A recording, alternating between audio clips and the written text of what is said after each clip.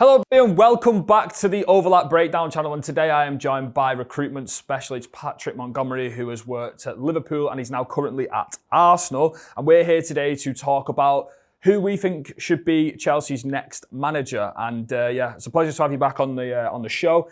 Thank you very much to everyone who's supporting the channel. Some of the support over the last couple of videos has been pretty manic. So again, if you're not subscribed to the channel, like 80% of our viewers aren't, please don't hesitate to click that subscribe button. And really big video today, and one that's going to be a little bit more of a longer one and more of a back-to-back conversation with me and Patrick, hence why I brought him in. And I just wanted to kick this off just by saying, obviously you was there when we covered Rosenior and stuff like that. What have you made of Chelsea this season in terms of just what has been a very turbulent season? Yeah, I mean, I think you've hit the nail on the head there. I think it's feels like a mishmash. I think we had this conversation months ago when Rosenior was looking to be appointed, and I think we were kind of quite open-minded as it looked like they had a direction they really wanted to go in. Even though we probably had reservations about whether it could work, at least there was a direction. Yeah. Now I think it really seems they're stuck in limbo. So what are they going to do? Are they going to go for another young one, or are they going to go for a really experienced manager, maybe more short-term? Yeah. I think they're in a really pivotal stage where this decision now could impact where they are in the next 2-3 seasons. Yeah, and I think it's going to be a longer video with the managerial shortlist at the moment for Chelsea is quite ridiculous, and the difference in the profiles of managers that are on there. And we're going to do our best to cover each one. And I'm going to start off with probably the one who's got potentially the highest stock, I reckon, in the managerial market, which is Xabi Alonso. Obviously, quite a fresh manager, which is quite interesting, quite surprising to say that he's obviously, won the league title with Leverkusen, doing it in Invincible, went to Real Madrid, and I've rewatched a lot of the beginning of his work at Real Madrid, and I found a lot of things quite interesting. I think he chopped and changed between the 3-4-3 and the 4-3-3 and trying to adapt around his profiles, and oftentimes he was using like Tchouaméni to drop between the centre halves, and that would give you these moments where you had Valverde and Goulet in front, and then he had obviously Trent and Fran Garcia, and he was using the fullbacks in different ways, and he was really trying to figure out what the best way to use this squad was. And even when he went into the 4-3-3 when it got higher, he was oftentimes using Trent, inverted like this to get that box in the centre. And I think it was just really interesting to me how keen he was to chop and change around the ideas, get a feel for the squad. I didn't particularly like Trent inside because I think obviously he belongs here for the long stretching balls and behind. But I think looking at how Madrid, and literally as we're talking, there is so much coming out about how bad that club is at the moment internally. I think since Madrid and since Arbeloa's gone in, his stock has only risen in terms of the manager he was and has now become. And what he tried to do at Madrid, I think there's been reports saying that Mbappe was quite fond of him actually, in terms of he thought he had a good long-term plan. And to be honest, in the Club World Cup, I've seen a team, sort of buy into different stuff, especially off the ball. I think you watch Madrid now, it's always been that case of the superstars and getting them all in a team. But how high do you think Xabi Alonso's stock is? And what have you noticed most about his football, more importantly? Yeah, I think there's no doubt he's super intelligent. I think tactically, you've touched on what he's able to do within systems and catering for different players. So I think in terms of his game intelligence, the way he thinks about the game, he's clearly somebody that has so many different ideas. That obviously worked really well at Leverkusen, where I think the players are more easy to shape, whether it's a younger squad, players looking to really get somewhere and progress. Yeah. Obviously, players then moved on as a result of the work that they did with him. His challenge then obviously was going to a club like Madrid where players are maybe more established. And when you do have so many ideas, trying to implement them with players that might not want to do certain things without naming names, whether that's off the ball work, picking up certain positions inside the pitch, or making certain runs, that's where maybe the difficulty can lie. So I think he needs to find that perfect balance of understanding the players that he has, what their strengths are, but also still having that imagination and that ability to imprint on a team what he wants to do. So super intelligent, clearly somebody that's played at the highest level under incredibly talented managers himself. So he's taken so much from each of those, you can see that. But his challenge will be, if he is to step into a club like Chelsea, can he learn from the period at Real Madrid and have successes that he had at Leverkusen. Yeah, I think the number one thing was when I watched him in the Club World Cup, I thought it was really interesting. So obviously they'd gone from Carlo Ancelotti's football, and really early on in his tenure at Real Madrid, I was already noticing the amount of information he was putting into the players in terms of what to do off the ball. I think I was watching Vinicius Junior, and I've never seen Vinicius Junior play in a way where he's like body positions in a certain way to lock off to one side and curve his body to force the ball wide, and then they jump. And I thought it was really interesting. And I actually thought the Club World Cup in general, he played really good, and I thought it was going to work. And I think sometimes they were a little bit lost for ideas. I do appreciate coaches who give these freedom and structure kind of messaging towards these players. I think Florian Wirtz was often talking about how he had this structure at Leverkusen, but then he had this freedom to obviously move into different spaces.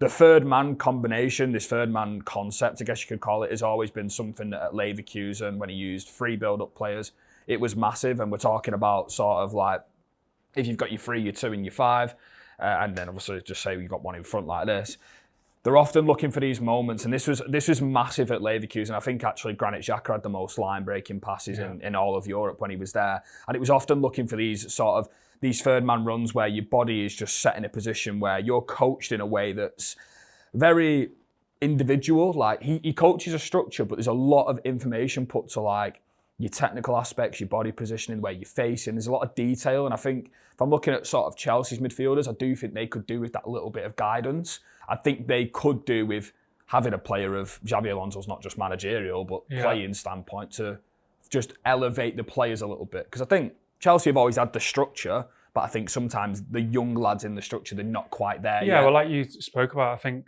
straight away has the credibility, particularly even with the more established players because of what he's achieved as a player. Yeah. But I think the younger ones naturally will be really keen to learn from him, especially in those midfield positions. So I think he definitely adds that element and a lot of value. And I think you can argue again, he's working with high technical quality players. So similar to Real Madrid. So that's not going to be a problem. It's going to be how much information do these players want to take in?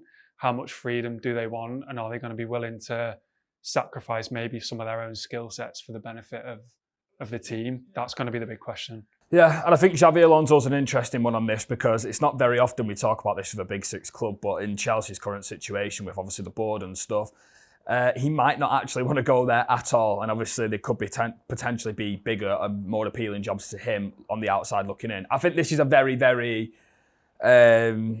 if we're talking, whenever someone gets to some of the always go like, who's the best coach available? This is for me obviously one of the best coaches available. I think his stock has only gone up since obviously what's happened at Real Madrid, some of the stuff that's happening with the players, and I do think generally at Leverkusen, I was a big fan of that team, and I just thought they were really brilliant. I thought he adapted to Leverkusen. He's not shown dogmatic football. He's not shown like resilient, stodgy, structured football, even though that's what it looked like at times at Real Madrid.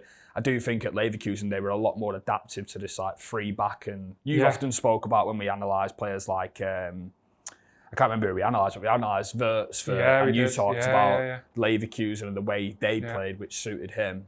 And he definitely adapted towards the players. Of course he did. Yeah, well, they had Boniface as well, didn't they, for the middle, I think. Yeah. So different elements like that. But I think you touched on it there. I think the biggest thing for him, which he had at Leverkusen, was alignment when it came to control over recruitment, strategy, collaboration across different departments. And I think, would he get that at Chelsea? I think without knowing the details, I think if he was to take the role on, he'd have to, in my opinion, have knowledge that he's going to have the scope to sign the players that he wants, get rid of the players that he doesn't want, and know that he can have the time to implement the ideas that he wants. So I think I agree with you completely in terms of, I think his tactical ceiling is probably one of the highest out of the ones we're going to discuss. It's just whether his values fit in maybe with where the club currently sits at this time. Yeah, and just before we move on, I remember watching, I think they played Juventus in one of the games in the Club World Cup, and I remember watching very early how they were going from like, sometimes they'd press high against lesser opposition, and if the team wanted to bring out the back, they'd sit like more 4-4-2 zonal, then jump. So I think he's definitely adapts to the opposition just as well as he adapts to his own players. And I think, I think he's a really good coach, and I don't think this is one where the question's about Xabi Alonso in this. I think it's more about Chelsea and the foundations they can set for him. And I think in a similar vein, if we're talking about Spanish midfielders and stuff like that, we can now move, well, there's 3 of them in this. We can now move on into Cesc Fabregas, who for me, seems like a little bit more of a romantic option, obviously because he played for Chelsea. But yeah, this is a manager with a lot of fruitful ideas, a lot of outspokenness in terms of the modern game. And yeah, Fabregas, similar to Alonso in terms of got the law in terms of the players buying in. I think if you're a young player, you want to learn off a player like that. Has played again, similar to Xabi Alonso, under the likes of Pep, Mourinho, Conte, Sarri. I think there's a lot of ideas which I'll go on to speak about where he's took nuggets off all of them and put them all together. But yeah, what do you make of Cesc in general? Yeah, I think, again, you touched on it, probably more of a developmental appointment. So somebody that probably has a high ceiling, especially the way he thinks about the game. We spoke before off camera about this black book that he's mentioned in public about having since he was 21, 22 as a player. So he's noted down the different things he's taken from different managers. So somebody that has obviously clearly a footballing brain, wants to probably play in the right way, if there's such a way. I think he's quoted as saying, we'll never play long ball, we'll never play second ball. He's more about performance over result, whether you agree with that or not. I think he's somebody that clearly has built a project at Como. I think they're 6th in Serie A. So yes, they got a bit of money behind them and they're able to sign certain players, but he's clearly built a side there that's coherent, can play in a certain way, and it's part of a long-term project, really. A well-oiled machine as well at Como. And I wanted to just talk to you a little bit about what, obviously, I've noticed his Como team doing, and that is, it's really weird, this Como team, in terms of when I was talking about the amount of managers he's played under and the different stuff he uses.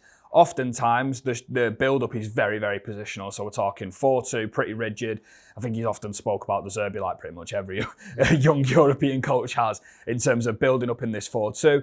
Again, the same concept of third-man runs and third-man combinations. So if we're going over here, can we attract bodies? Can we play in these sort of small spaces and look to find the balls in the most dangerous areas? We're talking to bounce that back into midfield, stuff like that. But then he has shown moments of complete disorganisation, and he has often talked about he doesn't like this idea of, I've mentioned it so much already, but that dogmatic style, which is obviously style over substance, I guess you could say. And there is a lot to take about his Como team. There is a lot of improvisation, trust given to his players.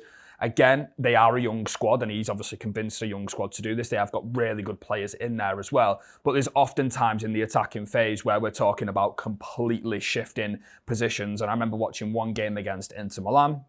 They played a back three, and he was looking to exploit the space behind the third centre-back on the sides. And by doing this, he was attracting these steps basically from the third centre-half to jump. And oftentimes that meant, can the left winger go and stand sometimes in here? Can the attacking midfielder go stand like pretty much next to the striker? Can we bait that? And then can the left back run in behind? And I think he's shown a lot of these moments where he has his own framework, but then he has these thoughts about the opposition, and he does a lot of things in the game in terms of moving away from space and then trying to exploit space that do sit well for me in terms of the European game, going to better footballers, more technical quality. But then he's also got these ideas, like we're talking about this positionless almost team. That's ideas from Wenger, if we're talking about like that interactions in them small spaces. But then we're also talking about he has learned from managers like Sarri, which is obviously this ability to play third man, bounce the ball through midfield, get past the front line of pressure, escape the pressure. So he's learnt that as well. But then when I watch them, they are really good off the ball. I think they have the lowest PPDA in Serie A this season, which is obviously a pressing power metric, so it tells you how well you press in terms of defensive actions. So he's taking nuggets of information from all of them. I do think as well, he's got a lot more charisma than a Xabi Alonso and a Xavi Hernandez we'll talk about as well, but he's got a lot more charisma. He does oftentimes have these big group huddles on the pitch. He does seem to have galvanised a group of players really well. And I think in terms of developing young players, he's got a proven track record already. Yeah, and I think I agree with what you said there. And I also think what his perspective is probably slightly different is he's been quoted as saying, basically he does this because he enjoys it. So he almost has that freedom of, he's not pinned to a result. So he tries different things and he has that ability to want to be brave. Yeah. And if the result doesn't come, the result doesn't come. Now, obviously, a club like Chelsea is going to need results. But I think that kind of good arrogance, gives him that confidence to go, you know what, I could step in, try things. I think he said quite openly, I don't need the money.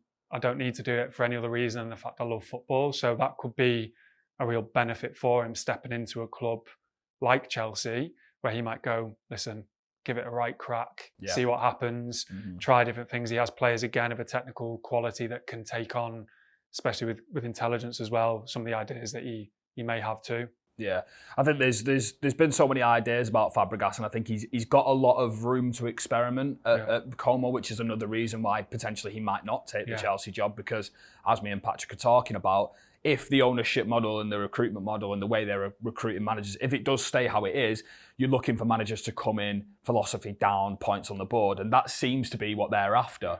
But in the recent weeks, I think I've seen an Athletic report basically saying that the Chelsea hierarchy are looking to tweak and adapt around what they're currently doing. Now, for me, that has to be quite a big jump in terms of trusting a long-term manager. I'm still a big fan of Rosenior, and yes, we did obviously say that if it starts going sour, the way he speaks will get him gone like pretty quickly. But I think Fabregas is a very experimental manager, and I think someone who, as you've just mentioned there, has a lot of ideas. There's this one idea that's been trending on social media where Fabregas is oftentimes, when he's in build-up against different teams, if he notices a team like presses high really well, he'll push literally everyone on into the final third and then just leave like 3 players down here. So if a team's going man for man, you'll often see like 7 across here and like 3 across here. And it's just them ideas which are really good right now, and they look good when it works. When it doesn't work, it could look like a lack of identity almost. Another interesting one.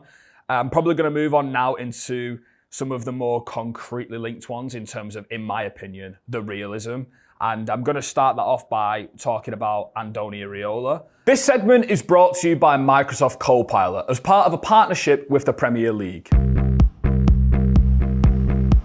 Okay, now we are here to do the Premier League companion powered by Microsoft Copilot segment, and we are here today to talk about one of the hottest properties in the managerial market, which is Andoni Iraola, who has obviously just announced recently that he is going to be leaving Bournemouth at the end of the season. And there are a good few clubs looking at Andoni Iraola, and rightly so. We've got Chelsea, Liverpool and Manchester United potentially all looking for a manager come the end of the season. Now, I want to show you how good Andoni Iraola has been over the last few seasons for Bournemouth. And to do this, we are going to ask the Premier League companion, tell us a little bit about Iraola's Bournemouth and his reign there. And we can see the continuous development in his team over the last few seasons.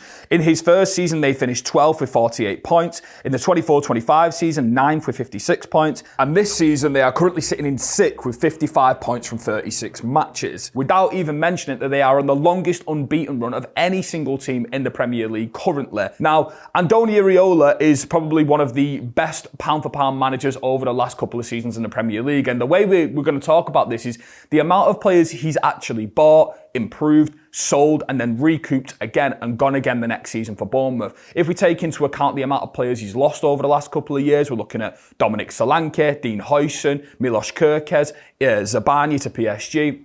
Players like that, they were integral. He lost 3 of his back 4 in the summer, and they have gone one better than last season, and they are currently in a race for Champions League football, which is absolutely incredible. And Iraola's style is one that is built for the modern game. He is built to create these moments of going man-to-man, going hybrid, going zonal. His out-of-possession schemes are absolutely brilliant. His teams are relentless. We saw just recently against Arsenal what they were able to do against them out of possession.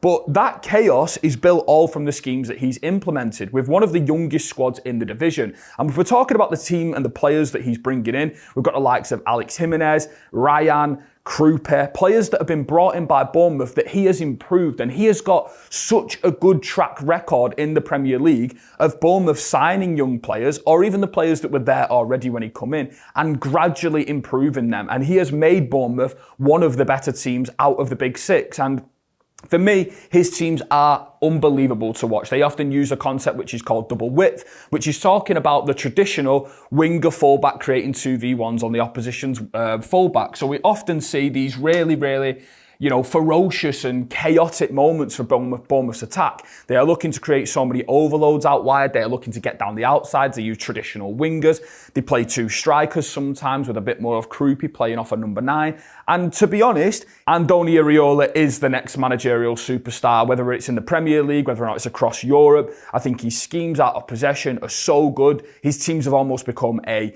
big 6 killer. No one wants to play Bournemouth. They make it hard for you. His track record over the last few seasons, his resume of improving players, Bournemouth getting better every single season. He deserves the next big step up, and for me, he is probably pound for pound one of the best managers in the Premier League. 30 seasons of data all at your fingertips. From every moment that makes you a fan, from your club's history to your favourite players, go to the Premier League Companion powered by Copilot in the Premier League app. What do you make of Andoni Iraola? I think, to be honest, for me, he'd be probably top of the list at the moment in terms of what he can bring, both in what he's done at the clubs he's been at. I think he's clearly one that can improve players, improve teams. He's outperformed the resources probably that he's had. He's maybe not tactically at the same ceiling possibly as some of the others that we discussed, but clearly somebody that can implement an idea, play in a certain way, get results off that. Naturally, there'll always be question marks until he is in a position. Can he win things? Can he get a team over the line? But I think he's had an upward trajectory. I think he's somebody that clearly, I think you look at Bournemouth, I think they were 12th in his first season, 9th in his second with an FA Cup quarter final, 6th this season, could probably get into Europe. I think for me, the way he is as a person as well, I think he's very grounded, he's very calm. Yes, you've got the question marks. Could he deal with a club that's a little bit more volatile? I'm not sure. But yeah, I think out of the options we discuss, he's probably one that I would put in pole position at the moment. How big do you think it is for, like, I know Chelsea has to be a results now club. I think sometimes when I watch Chelsea, even under the caretaker, that Callum McFarlane, they are playing away. Like, let's not forget, I think I was doing a bit of research like before the Nottingham Forest game, and if Chelsea would have lost that game to Nottingham Forest 3-0, they would have gone 6 games on the bounce, not scoring and losing all of them for the first time in their history. Now that is a serious indictment, and it was only a bloody overhead kick from João Pedro that actually got them the goal that cancelled out that record. I think right now, when you watch Chelsea, there is this idea of like holding the ball, pressing man for man. There is all these ideas, but it's not exciting the fans. And I think it's really key that, like, he would have that game. He would have that game, I think, at Chelsea where they play like a Liverpool or a Manchester United, and he'd get a big performance. I think so, and I think also you spoke about it. I think they're so good. He's not afraid to play vertically. I think in transitions they're really effective. I think they're obviously a team with high energy, high output. I think the players they recruit tend to be super athletic and young, but with the style that they play, he's very much he's not too concerned about ball possession, controlled. He is very much, okay, we'll make it as uncomfortable as possible for the opposition. We'll press high. We'll then try and create a level of chaos that, like I said, in transitions, they can attack the opposition where their structure isn't set. And I think that is why the fans buy into it. They love it. You can see even the players he spoke about, even though we know the manager's leaving at the end of the season, we want to do this for him. Yeah. So like that in itself, buy-in. For a player to say that, who's probably helped elevate his game to another level, usually they will be devastated, but to come out publicly and say, we're not just going to down tools here, we're going to crack on, I think that shows that he gets buy-in from the players too. Before I go on to talk about more tactical stuff to do with Iraola, can you talk to me about, you mentioned something to me off camera about, like, he's always been a gentleman in terms of like the clubs he's been at and the way he's gone about his contracts? Yeah, well, I think he's probably one of those. He's really worked, even though he's had a very good career as a player at Bilbao. He's really had to start from scratch really as a manager. So obviously his first job was in Cyprus, then obviously moved into the second division at Spain, went to Rayo, and then obviously signed his contract there, got them promoted, got them, I think, to the Copa del Rey semi-final. But he's always been a man of a word in the sense of he's seen out his contract, could easily have accepted renewals on higher salary just to make sure he was comfortable. And then he's done the same at Bournemouth. So I think he's clearly someone of good values, good morals. I think he's very calm. He obviously commits to what he believes he can commit to, and you very rarely, even in recent months, he's very rarely spoken about, I could go here or I could go there. He's been very respectful of, I'm leaving at the end of the season. It's not because of another club, or it's not whether that's true or not. He's always been very honest. So I think that is something where I think could be something that he may think is a little bit of a stumbling block when it comes to Chelsea, because he's always been at clubs probably where he feels he's in an alignment with what's happening. Yeah. Obviously, it's Chelsea. So he may go, listen, it's Chelsea, great opportunity. I'm going to take it and see what happens. But I think he's definitely somebody that maybe sort of breaks the mold in terms of how he is as a character in modern day management. Very not concerned about being front and centre, saying controversial things. Yeah. That's probably where he's at the moment. Well, I've got this. Obviously, I've got his transfers since he's come into Bournemouth and the transfers out, and we've got to think about this. Is Chelsea who are signing young players by the boatload, who are giving these probably overpopulated squads, and basically, obviously, Maresca was potentially sacked for speaking out on the board. Now, if I'm looking at what Iraola's had at Bournemouth, obviously they sold the likes of Dean Huijsen, Kerkez, Zabarnyi, Dominic Solanke over the last couple of years. He wasn't really too fussed about that. He never really spoke out. Similar to like Glasner at Palace. Glasner's obviously gone pretty bold and gone, no, I want me funds to the public. But then the recruitment of them backed him in terms of their talent identification. They've got players like, this is just since 23-24, they've got Justin Cliver in, Tyler Adams, Alex Scott, obviously Kirk has come in and went, Ryan Trufer, who are really good, Alex Jimenez, Ben Doak, who's been injured, but I really like him. I mean, Adley, these are really, really good players. Krupi from Lorient, who's now one of the best teenagers in the Prem. His record, and even improving players that were already there, like James Hill, is like a starter now. He's improved him. Marco Senesi, even though he's leaving on a free, he's improved him. And I think if you just look at all that stuff, Dango Altara as well, sorry, if to Brentford do they sold. I think if you look at his track record in terms of improving players, improving young players, getting players to buy in, I think that fits really well. And I don't know why, there's something about me in terms of Chelsea are really chaotic off the pitch. I think like the two calm on the pitch, and I don't mean this in terms of the way they are emotionally. I think they've got a lot of like hot-headed characters, but I think sometimes the games are really slow, ball possession, not enough like 1v1s. I think the players are often scared to make some mistakes individually. I think the chaos that they have off the pitch, I think they also need like a little bit of fire lit under them in terms of Iraola, a bit of a loss of control on the pitch.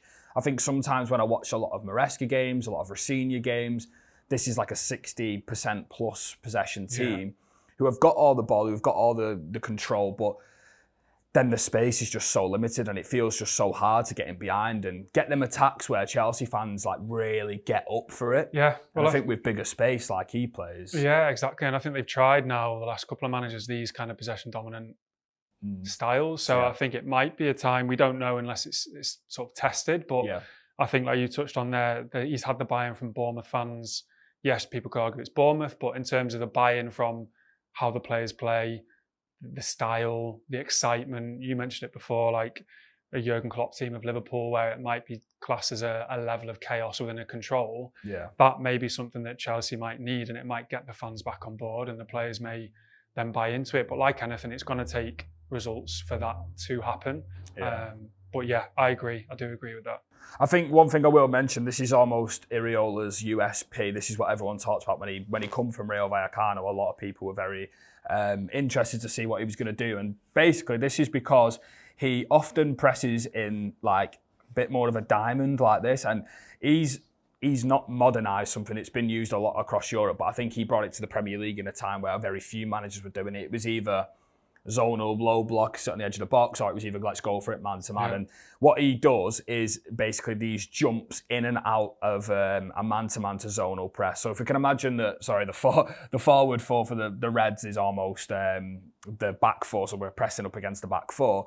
What often happens is when they're playing round the block like this, obviously this will be a little bit more, so be a bit more staggered like this. They are waiting for the jump, so the forwards are coached beautiful. They had a performance at Tottenham Hotspur in the early parts of the season, which we covered on the channel, and it almost set the precedent for all the problems Spurs went on to have under Frank. And this was all about give the centre-halves time to play on the ball, and then can we force it to their weakest areas? And that was, I think it was Jed Spence on the left back. So they went over here, they curved the runs outside, the ball went to Jed Spence, and then they almost crashed and then went man to man. So out of this zonal approach, out of this more let's block the space, when the timings were to go and when the triggers were to go and to step out, they're so well drilled in terms of knowing exactly when to do that. And I think that has only gotten better at Bournemouth. I mean, I watched them against Arsenal and they played brilliantly there. Yeah.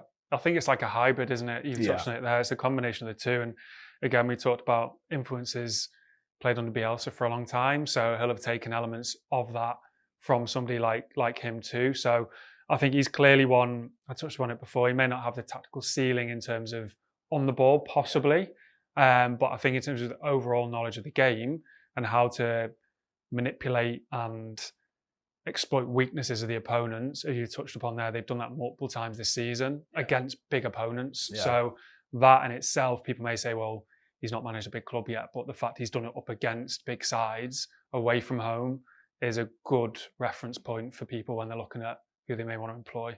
Yeah, I think when I watch Maresca, often he had these really good, these one-off plans. I think I remember him going to Anfield, and I think they actually lost that day, but they played really well against them in terms of like nullifying the build-up. And I think a lot of the times under managers now at Chelsea, it's all about how can we make ourselves better? And I think sometimes you've got to focus on destructing the other team a little bit more. And I think if, for example, you look at the Nottingham Forest game they played at the weekend, they've got all this territory, they're boxing them in, but that's where Nottingham Forest want the game to be. Yeah. Nottingham Forest want to launch big attacks into your half. Yeah, exactly. And I think that's that level of probably humility that he has, because he's probably had clubs or been manager at clubs to date where they've not necessarily been the dominant side in terms of quality, technically, physically. So that can be a positive. I think it gives that level of humility, of course, and it's going to take buy-in from players. Yeah, of course. Buy-in from fans. I think obviously they're not going to want to sacrifice their kind of qualities against every team. But I think there's no doubt if they can do that away to some of the bigger sides and get results from it, there'll be buy-in for sure. So yeah, I agree on that point.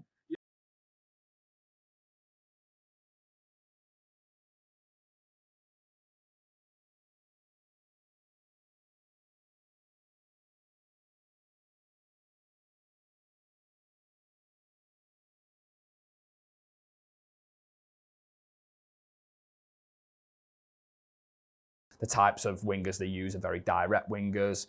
And yeah, I think this is just a really, really good option for Chelsea. And at the time of recording, he's being linked to many, many different clubs. So yeah, we're not sure how viable this option is, but I think it's one that Chelsea almost look like they've got somewhat of a free run at him in terms of the competitors around them, in terms of the size of the club they are. And I just look at Chelsea need a little bit of fire lighting under them, a little bit more chaos to make the fans happier on the pitch, a little bit more directness in the attacks, big runs, big goals. I think for me, it just feels like they've tried this everyone in space and, 1v1s with the wingers, two people between the pockets. I think, yeah, it can work. I don't think Chelsea right now are an unbelievable team to just give a structure to and then it'll empower the players. Yeah. I think they need a little bit more, just a little bit more fire, a little bit more to them, a little bit more aggressiveness and almost play on that youthful element of getting that buy-in. No, I agree. And I think as well, you touched on it, he's available. Yeah. So I think for somebody of his calibre that's up and coming, well, he's more than up and coming, but he's proven what he can do now for 6-7 years.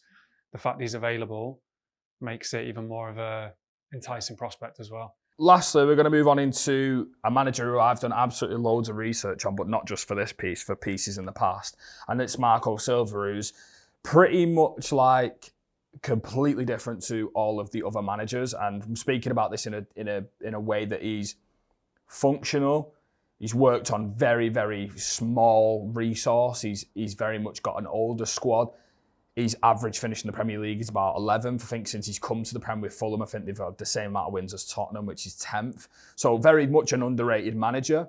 One that is completely different to the others in terms of he's not very much of a, I don't even know how to say it. He's just not got that, flamboyant. Yeah. Like he's not got this USP with his football. His football is very, there's not like, they press really well, or they do things just generally very well. And I've got loads of stuff on them. So obviously, net spend, when he got them promoted from the Championship, they finished top of the league. They were one of the best teams I'd seen in the Championship. They had a minus 13 mil net spend.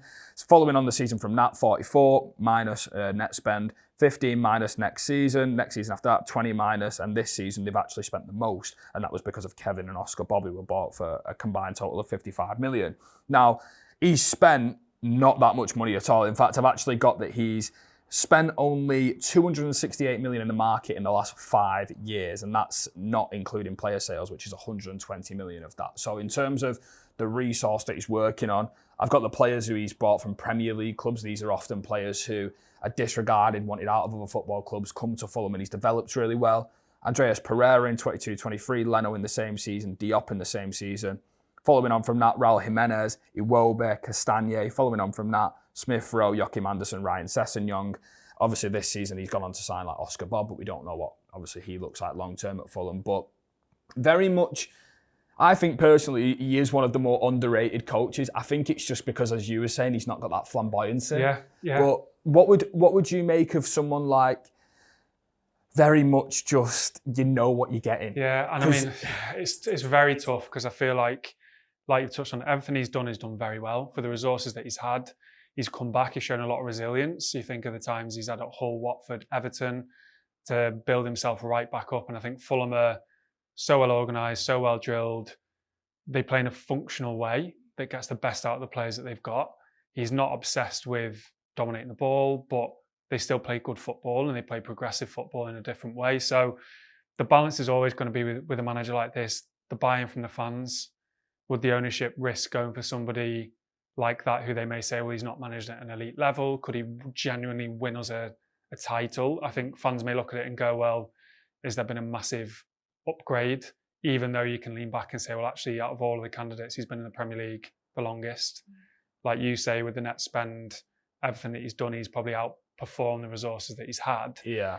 I think it's a really difficult one because I think he won't want to pigeonhole himself into that kind of carousel of managers that just do those types of jobs. So he will naturally want a big job, but then can he take the step? I'm not. No one will really know until if he is given an opportunity like that. No, do you know what? Like I watched his. Basically the reason why I've got so much on it. I thought he was going to go to Spurs. I really thought he was going to go to Spurs. I didn't think they were going to hire De Zerbi, and I thought they were going to get him in because of the way he's functional. Yeah. You know what you're getting, stuff like that. And I think his contract's actually expiring at the end of this season. So I think that's why he's obviously coming about as one of these more attainable coaches. But I remember watching some of his teams, and I even messaged you about this. The way they play through the thirds is really appealing to me. Yeah. There's not much like. There is rotation. The rotations mostly come from the three in midfield, who was obviously like a Iwobi, Smith Rowe, Sasa Lukic, players like that. There's often a lot of this. But for me, it's actually the patterns in which to build up players. Like, I've mentioned this in the piece we've just done on should Carrick get the job long term. They come to Old Trafford and they were just like zipping it through the lines, and the rotations were so nice. They access the middle really well. They play off the number 9. This is what I was texting you about. Yeah. The way they play off Raul Jimenez, it would be so perfect for João Pedro. And he's obviously been one of Chelsea's better players in a pretty bad spell. I'm not sure if anyone remembers the goal that they actually scored at the Craven Cottage to go 1-0 up against Liverpool. But the ball is literally fired directly from the centre half right into Raul Jimenez. He's dropped a little bit off. I think Canate's come in. They've got a late runner down the side. He flicks it in and they go in. And that's, for me, just reminds me of João Pedro holding it up and... Well, I think it is. It's simple, not simple football. It's a lot more than that. But I think he's obviously a coach that can drill systems in effectively, patterns in effectively. Yeah.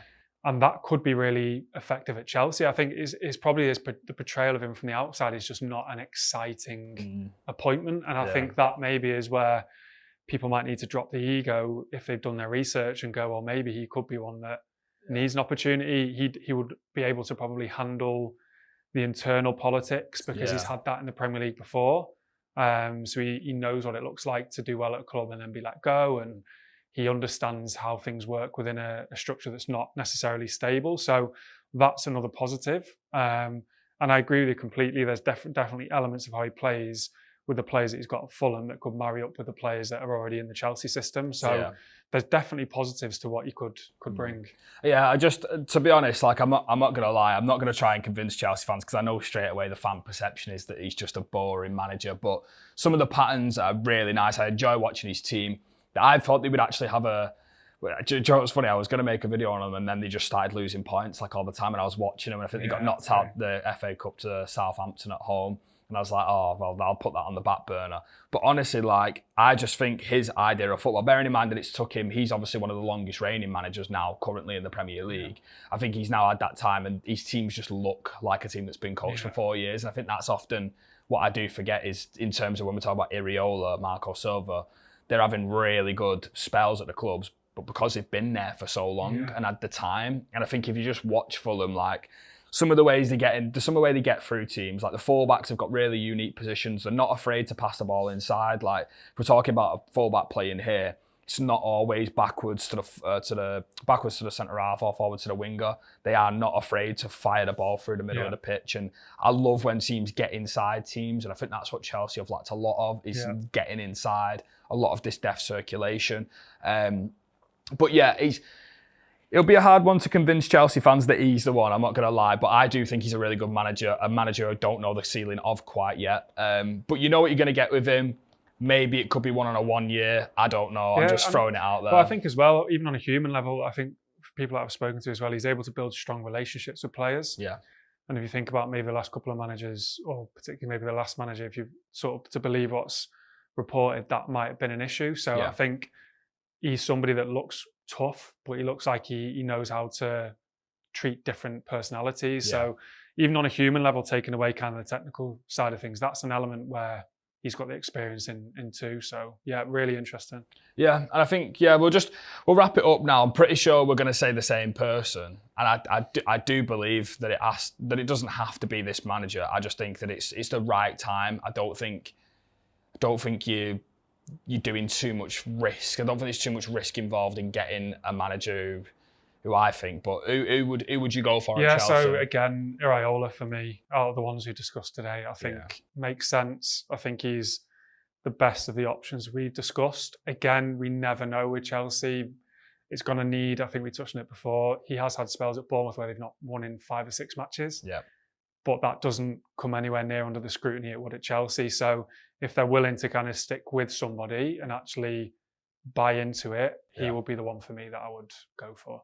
Yeah, I'm in the same camp. I think Chelsea just need someone very likeable to get behind. I think they need football that's exciting to watch. Don't get me wrong, I know the Chelsea ethos of old is win and win and win, but I think right now they've got a young squad. They've got boatloads of ability in there. They've got loads of lads who can run for days.